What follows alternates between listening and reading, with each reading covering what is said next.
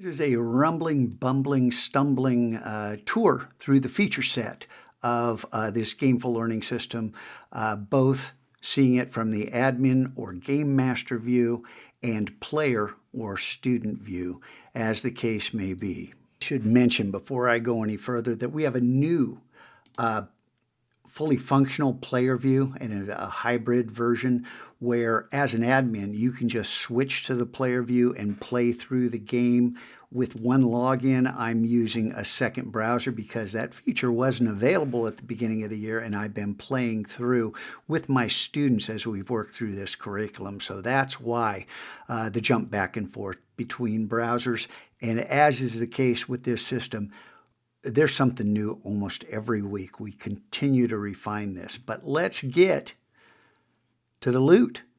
With our new inventory system, we have the potential for unlimited forms of loot, but we have three primary forms of currency. The admin is capped, the player works up as in a normal game, and to customize this, we go into Settings, Game Setup. As you can see, you can turn each of these forms of loot off if you don't want to use them. Experience points are traditionally used for leveling up. However, you can change the name. You have other options here that I'm not going to get into. Same with currency.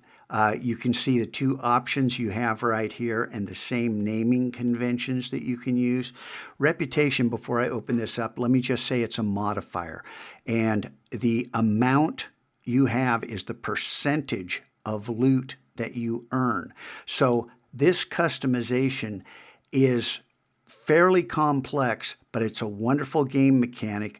Upping this modifier gives players the opportunity to earn up to 200% of the currency or whatever figure you set here. I should mention the tooltips here explain what the features do, and the little YouTube icon, of course, launches a video.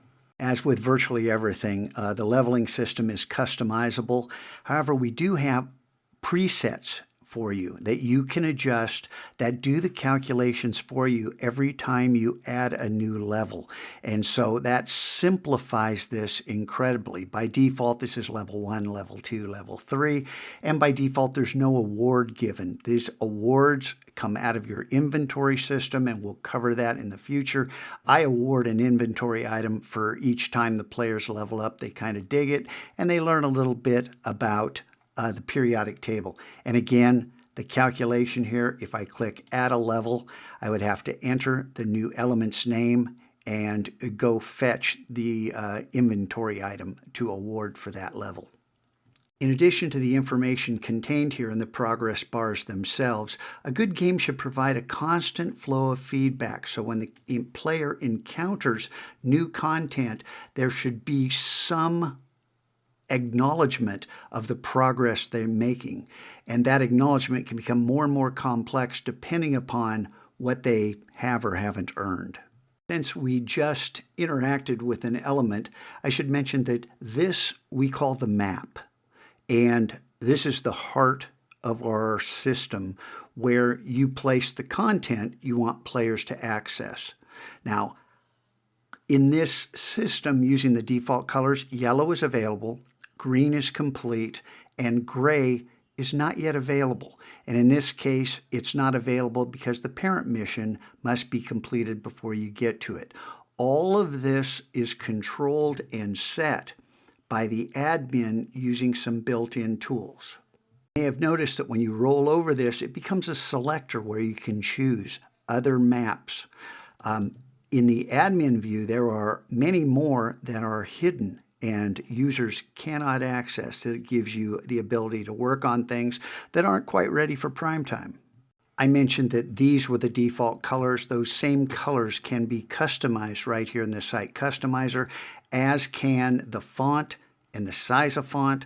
In the future, we hope to have templates that people can choose from and more custom CSS in order to further customize the look and feel of your map.